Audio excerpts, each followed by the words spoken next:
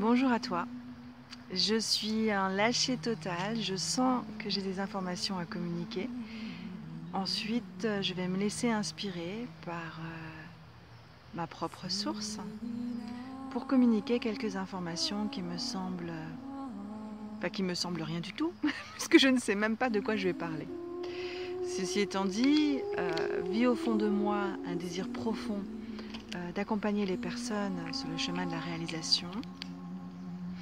Et ce désir de transmettre des informations qui m'auront déjà été utiles dans un premier temps pour me libérer des fils matriciels de la société afin de réussir à récupérer son libre arbitre, à penser par soi-même et ce qui va permettre de faire des choix. Donc je demande ici et maintenant à la source, à mes guides, de venir m'inspirer du verbe parfait pour transmettre le message de qui je suis en vérité à travers mon vaisseau.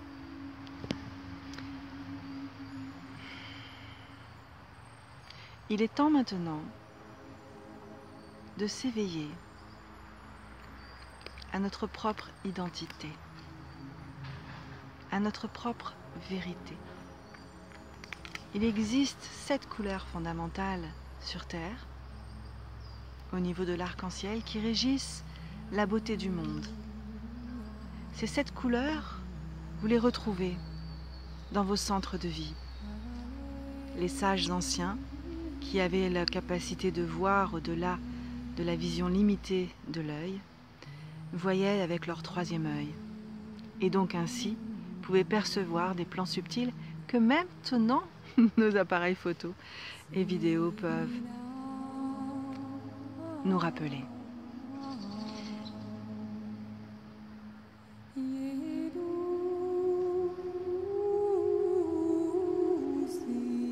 Il est donc temps maintenant, dans le sens où c'est possible, lâcher la précipitation, l'obligation,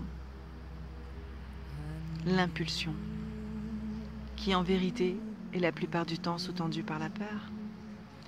Contactez votre cœur, contactez l'amour, et voyez que ce temps, maintenant, correspond au temps présent, correspond à des possibilités qui sont offertes aujourd'hui sur la Terre, de par sa position dans les constellations. Nous sommes à la fin de l'ère des poissons. Cet archétype, car il s'agit de cela, est en vérité un représentant des énergies que vous réceptionnez sur Terre, qui viennent d'autres civilisations, en résonance avec votre essence, donc d'autres parties de vous-même, des formes de vie similaires à la vôtre, et qui offrent cette tonalité. Si nous prenons la Terre, force est de constater que la tonalité majeure est la dualité, la lutte, les rapports de pouvoir, de domination, car une multitude de vies fourmillent sur la Terre, et l'existence se crée par la mort de l'autre. Je te mange, je me nourris. La chaîne alimentaire est cela. Tout le monde mange tout le monde.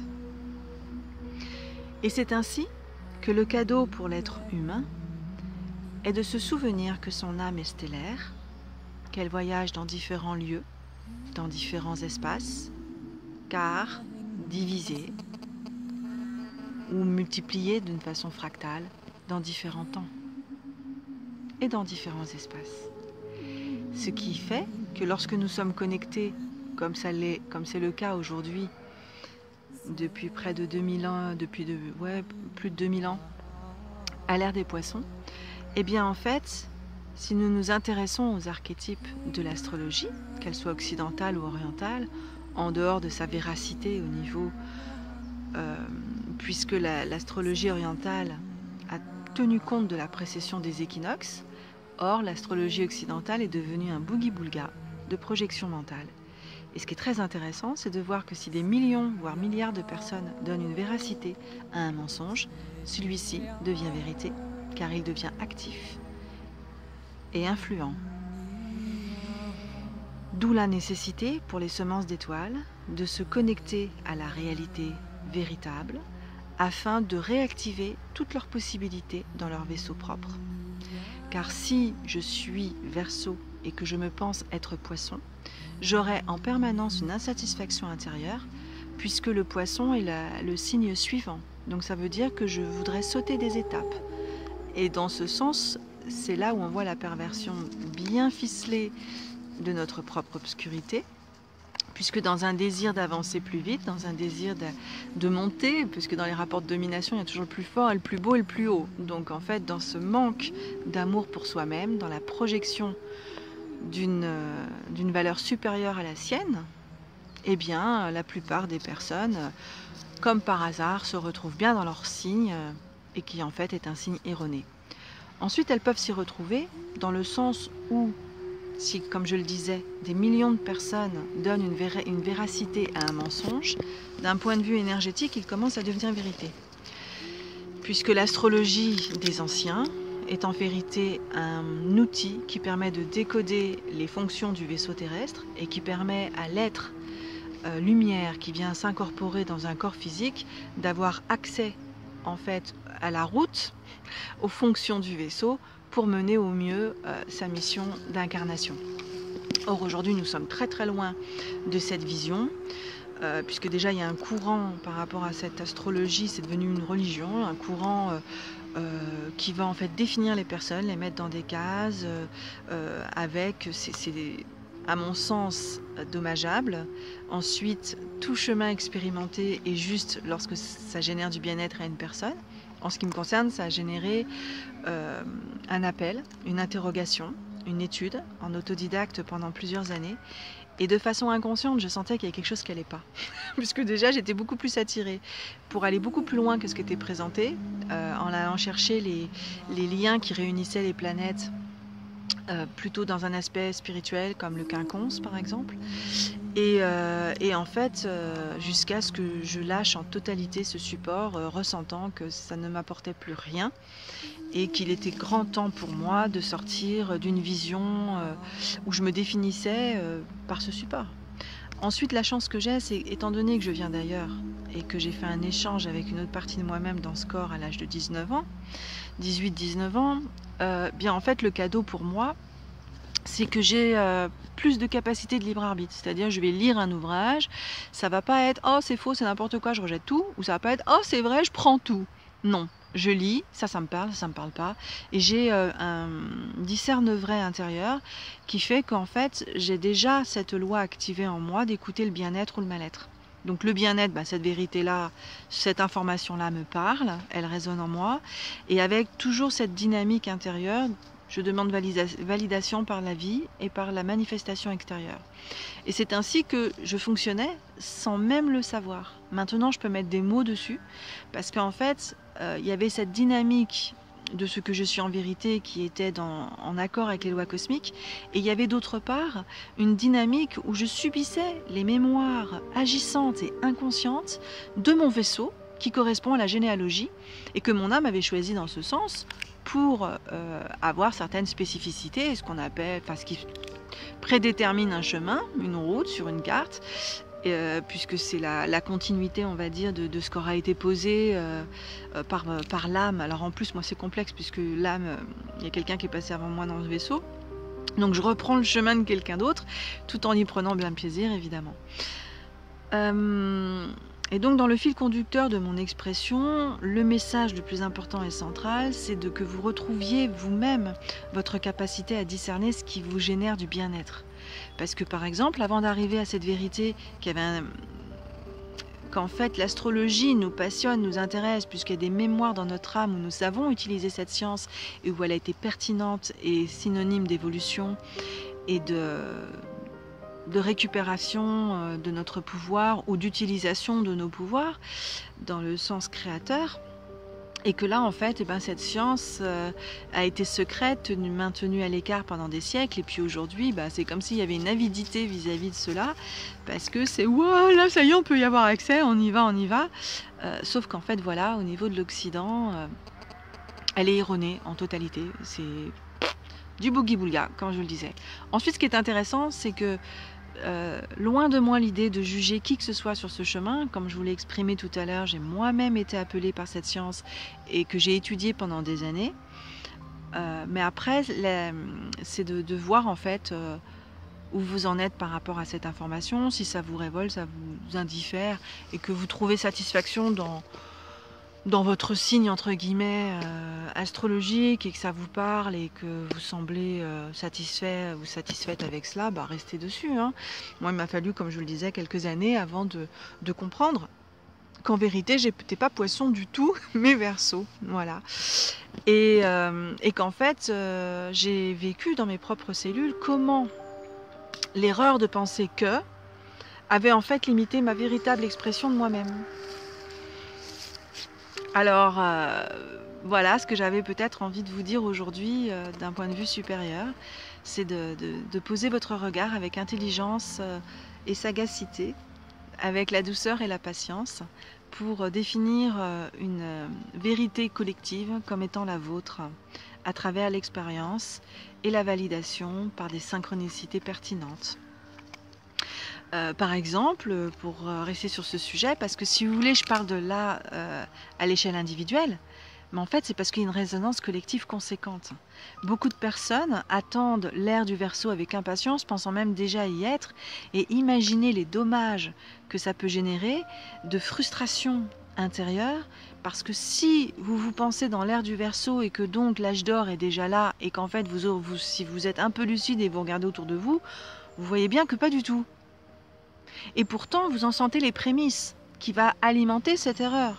Et là, ça mène en fait dans l'écueil de la fuite, que je ne veux plus m'insérer dans le monde de la société, je vais déjà vers un autre paradigme, mais sans la responsabilité d'agir et de me transformer, puisque je me crois déjà arrivée, je me crois déjà dans l'ère du Verseau. Ou alors ça peut amener l'effet contraire qui est la lutte. Oh là là, mais en fait je suis super loin de l'ère du Verseau, j'ai plein de trucs à régler, faut que je me nettoie, comme si j'étais super méga sale, comme si j'étais monstrueux. Et tout ça c'est relié en fait à des croyances très profondes dans l'être humain, qui ont été inséminées par notre propre peur de notre propre pouvoir personnel, dans l'oubli de notre propre essence, et comment en fait la mémoire de la blessure originelle d'avoir été créée par des êtres qui nous ont créés pour en fait nous utiliser à leur service, va générer en fait cette lutte ou cette fuite dans la peur de s'aimer en vérité. Alors et l'ère du Verseau, en vérité, c'est un gros nettoyage à chaque fois qui a lieu. Donc oui, il y a l'âge d'or, mais en fait, c'est une subtilisation de la matière. Donc en fait, une éthérisation. Ce qui fait que les personnes qui sont dans l'incapacité parce que c'est pas leur état de conscience à ce moment-là, il y a un très très gros nettoyage qui se fait en général par des catastrophes naturelles qui sont la conséquence de l'ignorance. Et que c'est cyclique en fait, de la même façon qu'il y a l'hiver tous les ans pour les parties du monde concernées par les 4 saisons, et bien de cette même façon en fait, ces 4 points cardinaux qu'on retrouve dans les textes sacrés avec les archétypes des constellations, hein, du lion, du Verseau, de l'aigle, scorpion, et puis du taureau, et qu'on retrouve dans les lames du tarot. Enfin bref, il y a quand même des traces assez significatives de la connaissance stellaire et de l'interaction de ces saisons galactiques sur la conscience de l'être humain et sur la Terre. Je vous invite aussi à regarder les textes et les dieux égyptiens qui en parlent. Et nous sommes au tout début de notre réveil. Donc ça veut dire qu'on va être très nombreux en tant que semence d'étoiles à être appelés vers tel support, tel outil, telle recherche, telle étude pour aller réveiller en fait des connaissances qui sont disponibles aujourd'hui sur la Terre. Moi par exemple, mon job, c'est le Tzolk'in, le conte. Vous vous rendez compte, le conte des magiciens de la Terre, c'est retrouver l'âme agie. Et j'utilise en fait cet outil qui est un référentiel archétypal des lois cosmiques et des interactions avec la vie dans d'autres systèmes solaires, voire d'autres galaxies, pour en fait, et j'en suis qu'au tout début, pour l'instant je suis en train de réactiver les principes de vie pour aller retrouver mon propre pouvoir personnel, parce que je suis comme toi, moi aussi, voilà, je suis dans un vaisseau avec des mémoires, et puis pour me souvenir que je venais de Sirius, que j'avais été en mission sur Vénus pour arriver ici, et tout ça c'est des représentations. Parce que de la Terre, voilà, la porte Vénus, Sirius, bon bah ça a un sens. Mais là où je suis aujourd'hui, j'en sais rien. Je sais que je viens d'ailleurs, c'est certain. Je sais que j'ai eu des flashs d'autres mondes, c'est certain. Je sais que qui je suis en vérité m'accompagne à l'intégration de différentes pièces de puzzle pour que ça forme un ensemble et que ça soit cohérent et que ça m'offre une assise et une confiance. Et puis plus ça se place, en fait, plus ces informations en fait, se dissolvent de mon champ d'expérience, parce que n'ont plus lieu d'être. Je suis ici sur Terre. L'important, c'est ici et maintenant. C'est là où est placé mon champ de conscience, la porte qui s'ouvre sur mon expérience, dans la matière. Par contre, ça a été utile et intéressant, puisque ça me permet de me faire confiance. Ça me permet de savoir que voilà, j'ai d'autres valeurs, j'ai d'autres. Je me suis toujours sentie différente, et puis maintenant je le sais pourquoi, parce que j'ai une conscience de semence d'étoiles parce que tout le monde en est. Il n'y a pas de mieux, de moins bien, c'est tout le monde. On est tous des semences d'étoiles, puisqu'en fait dans la loi de la science quantique et de la réalité donc physique par rapport à notre âme, qui nous sommes en vérité s'expérimente dans tous les espaces-temps en même temps. Après, dans le champ de la Terre, on est dans la dualité. Masculin, féminin, ombre, lumière, passé, futur. Mais en fait, rassemblons le tout au présent. Et voyons la pertinence que cela a ici et maintenant. D'où ce message très conséquent sur faites vos propres recherches, suivez votre propre fil conducteur. Moi, mon message, c'est que voilà, à la suite de plusieurs années d'investigation, confirmées par des intuitions et ensuite validées par des synchronicités pertinentes, j'affirme que nous sommes dans l'ère des poissons et qu'il nous reste encore quelques siècles. Et quand je l'ai découvert, croyez-moi, au vu de qui je suis, ça a été un grand cadeau. Parce que je me suis dit, si l'ère des Verseaux c'est déjà maintenant, eh ben ça y est, on a raté le truc. On est passé à côté, il y a un échec, la destruction est planifiée. Et quand en fait j'ai réalisé que nous étions encore dans l'ère des poissons, waouh, je comprends mieux maintenant pourquoi toutes les semences d'étoiles qui s'éveillent ne cessent de s'intéresser à la libération, à l'harmonisation de leur mémoire cellulaire, à la libération, à l'harmonisation de leur mémoire astrale. Et qu'en fait, c'est bien avec... il y a toute une harmonisation des fausses croyances qui est en train de se faire, et on voit bien que l'ère des poissons, dans sa symbolique archétypale, c'est l'océan, et l'océan c'est les mémoires. On sait bien aujourd'hui que l'eau contient les mémoires de la vie et de l'histoire. Donc les Amérindiens, d'ailleurs, je les remercie parce qu'ils nous ont présenté cette information colossale par le biais de la baleine et du dauphin, en vénérant ces êtres de la nature, en les aimant comme des égaux, parce qu'en effet, la baleine et le dauphin harmonisent les mémoires de l'eau sur la terre par leur chant.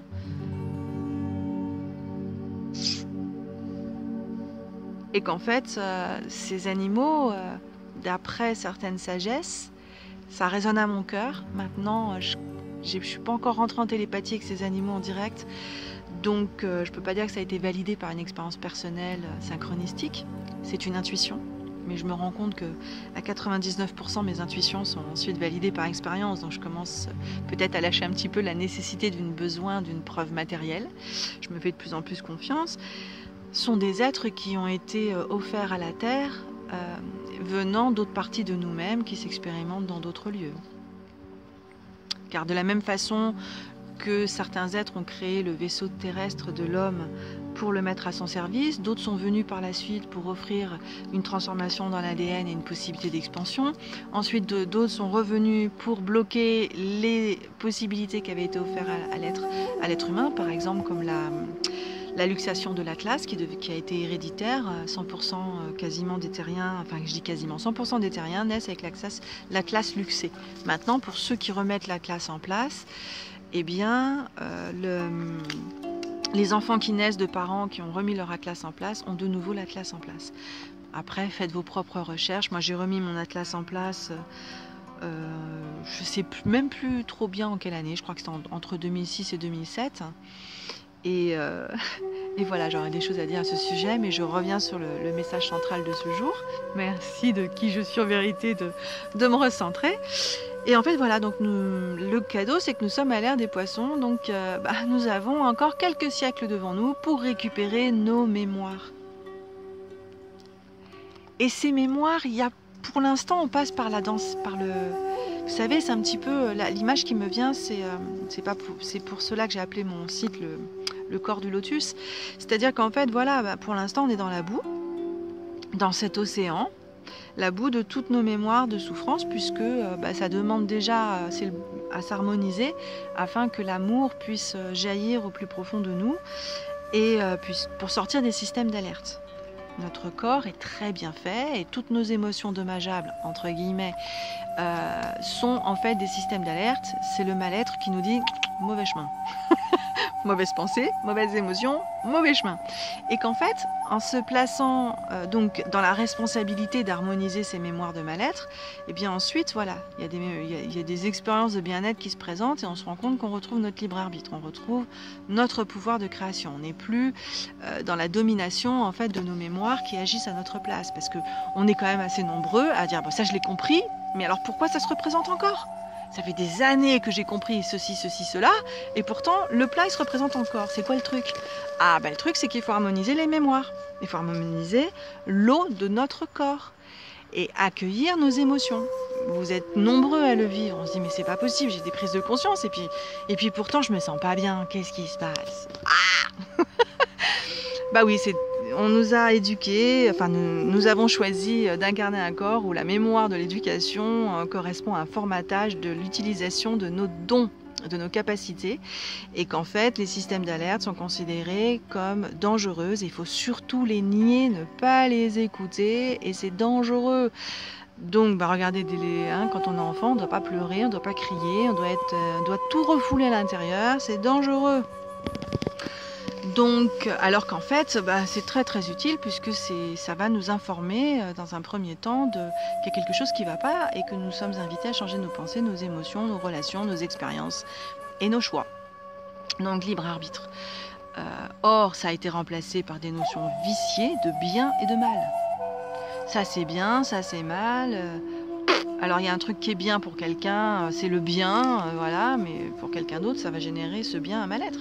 Et puis ce qui est mal, pour quelqu'un d'autre, ça va générer un bien-être. Bref, nous sommes à l'ère des poissons, et je dis ça à 22 minutes 22 secondes, et c'est donc important d'aller pour vérifier-le par vous-même.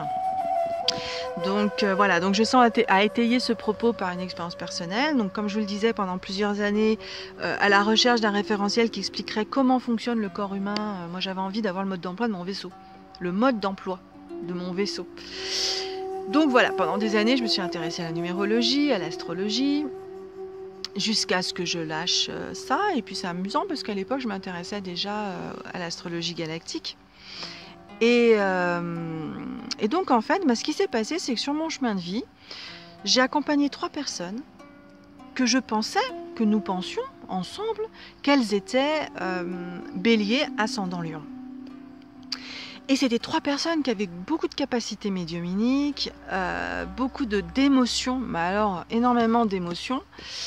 Et voilà, des passionnés. Alors c'est sûr que toutes ces émotions, toute cette intuition, toute cette passion qui était liée à ces ressentis intérieurs très profonds, voilà, le bélier ça fonce, ça réfléchit pas, le lion ça aime, c'est généreux, ça aime avoir du pouvoir, etc.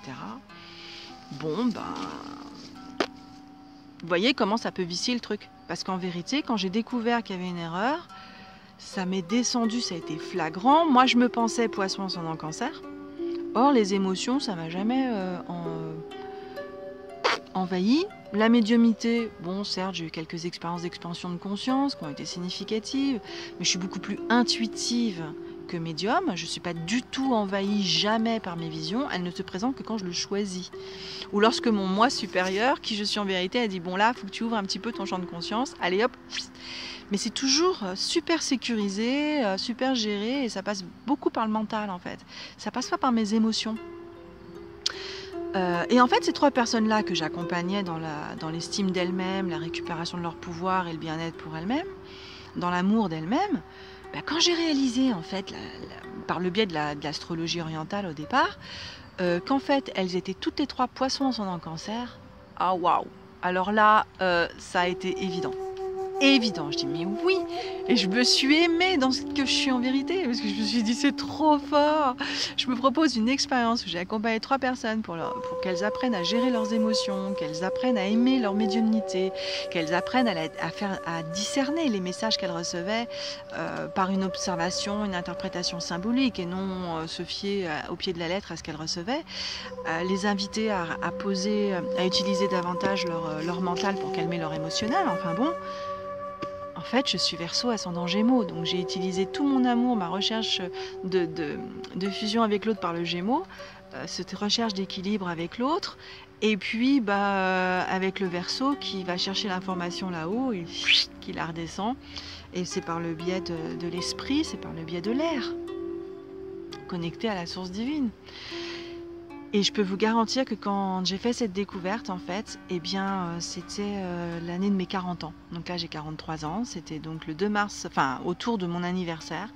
Donc l'année de mes 40 ans. Et pendant 15 jours, j'ai mon corps de partout. J'ai senti que ça tremblait, comme si j'avais de la fièvre. Enfin bref, il y avait une grande transmutation énergétique. Et j'ai senti comme une glu, vous voyez, qui partait de moi.